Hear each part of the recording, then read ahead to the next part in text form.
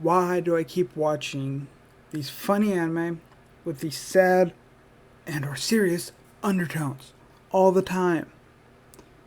Hello, Dylan here, and welcome to another anime review. And that beginning part, it's just because I've been watching so many like slice of life anime that have all these sad and serious undertones underneath these comedic moments, especially this one, Haganai, that I've been watching, that I finished last night as of recording this.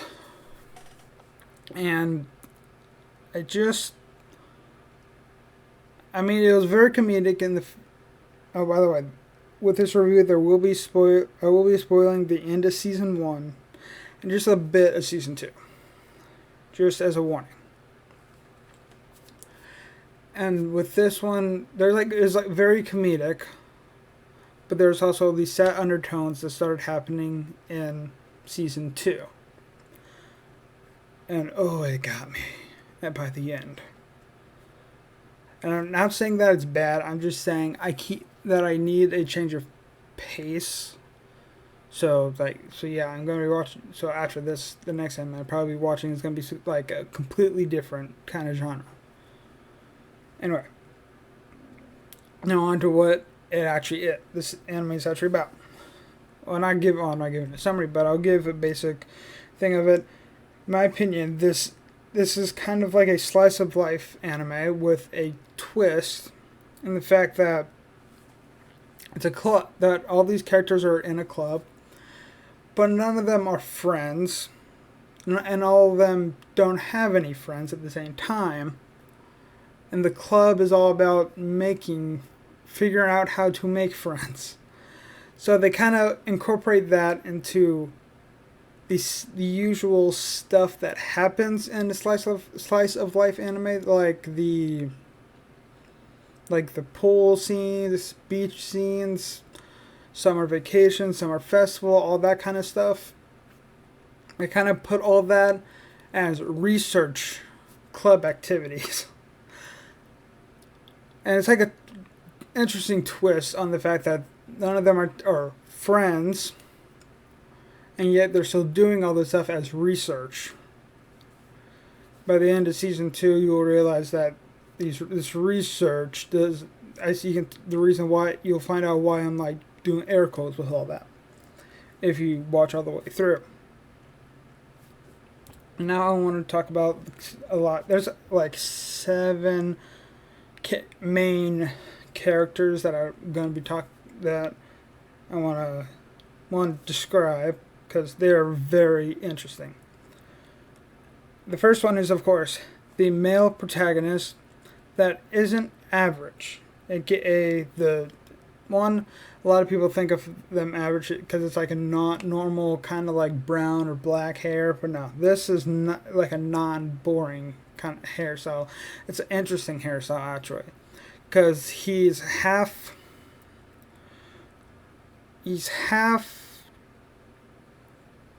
American, I guess, half Japanese. And he has like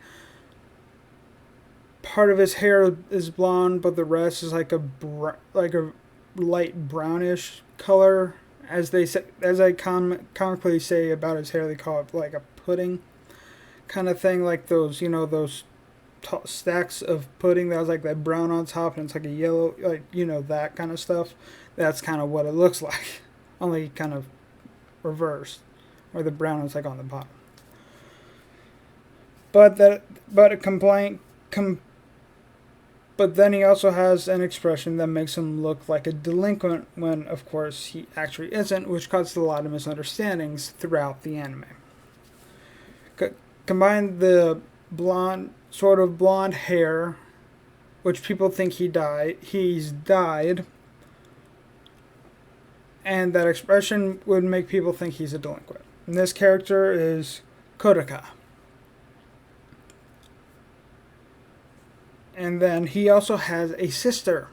Yeah, I know a lot of slice of life anime or rom-coms and all that have that little sister.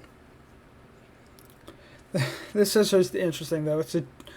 She's a Chunbyo sister, which kind of falls out of her chun, not really falls out of her chunbyo, but at times it slips out, slips away, then goes back to it. But the best thing, there is no, I can confirm there's no like Alabama incest themes that ever happen. Like there is moments of her running to him naked because she got out of the bath, but there's no like sexual tension or anything, nothing like that. He just holds her and cares for her. That's all it is. That's all that happens. And her name is Kobato. These next two characters are interesting. First one is a bitchy daughter of the school president that you warm up to, and you feel bad about how much she gets picked on by this next character I'll talk about.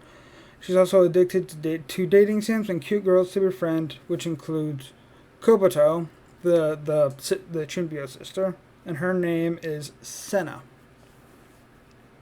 Now the character that kind of bullies her is the bitchy childhood friend, spoilers for the end of season 1, that you also warm up to, named Yozora. This next character, very interesting character, is a trap that actually isn't a trap and doesn't realize it, spoilers for season 2, who looks up to the main character, and this character is Yukimura.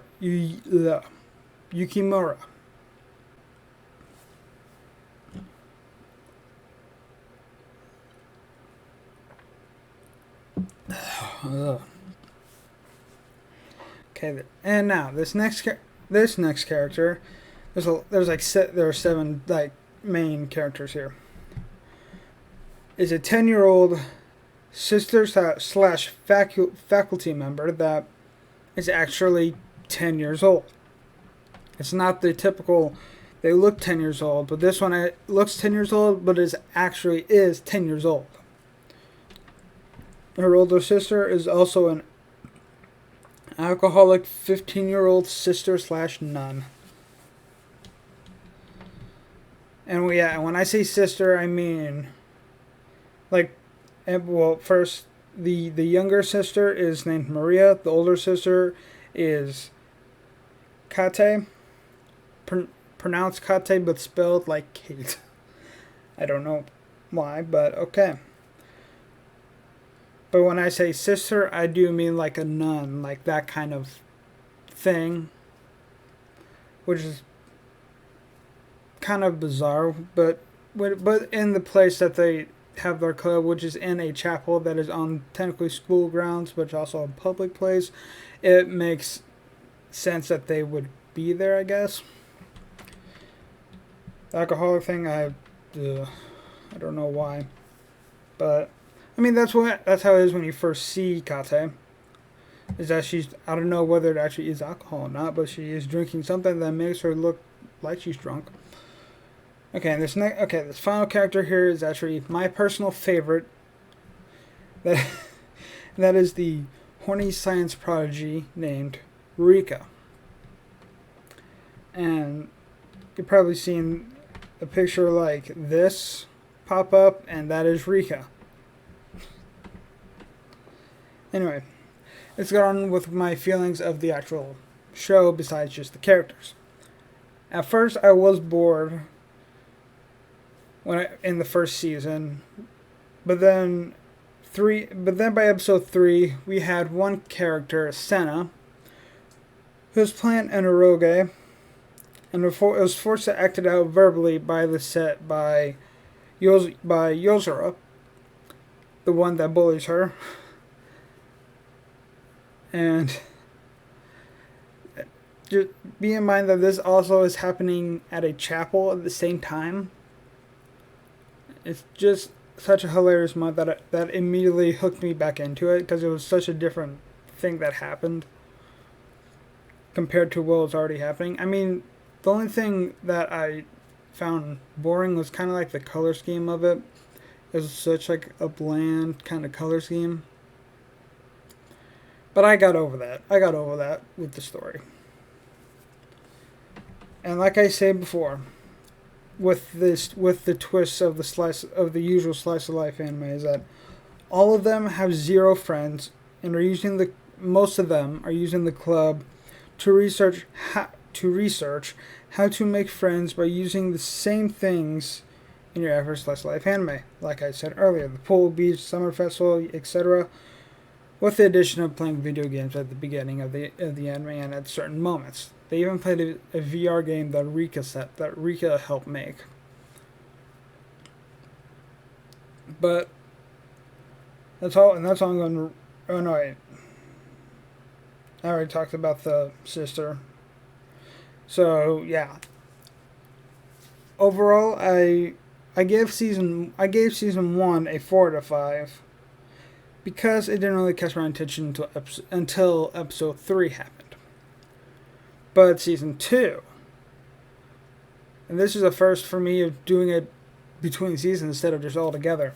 Season 2 is a 4.5 out of 5 because of how amazing it ended. I love how it ended. And it was still somewhat open-ended. Whether we ever get season 3, who knows? But I kind of like how it ended. It was very open-ended.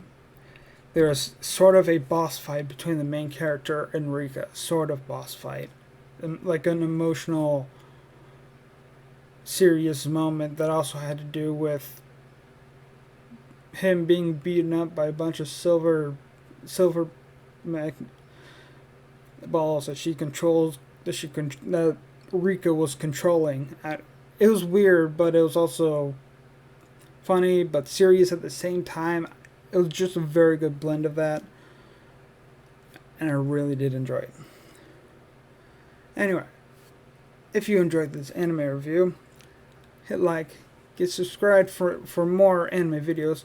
Keep watching anime, and I hope to see you next time. Bye.